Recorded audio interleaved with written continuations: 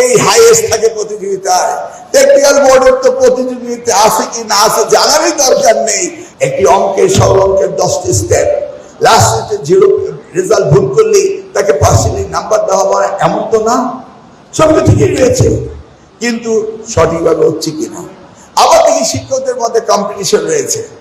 কোন কোন শিক্ষক মনে করেন আমার কাছে খাতা আসলে ছেলেদের খবর আছে, আবার কোন কোন শিক্ষক বলে আমার কাছে খাতা আসলে সবাই পাস করে। এটা কি হতে পারে? এটা হতে পারে। আবার এই প্রতিযোগিতা ওই বোর্ড লেভেলে হয়। রাজশাহী বোর্ড মনে করে আমি একটু বেশি পাস করিয়ে দিই, ঢাকা বোর্ড মনে করে না আমরা ঐতিহ্যবাহী বোর্ড, আমরা সঠিকভাবে পুনঃনিরীক্ষণ করব খাতা।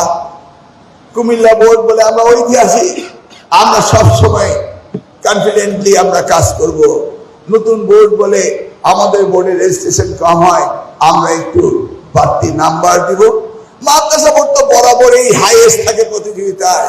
টেকনিক্যাল বোর্ডের তো প্রতিযোগিতা আছে কি না আছে জানারই দরকার নেই, সবাই ধরে নেয় যে মাদ্রাসা বোর্ড আর টেকনিক্যাল বোর্ড তাদের পাসের হার সবচেয়ে বেশি হবে। নাকি এগুলো কি মিথ্যে না সত্য?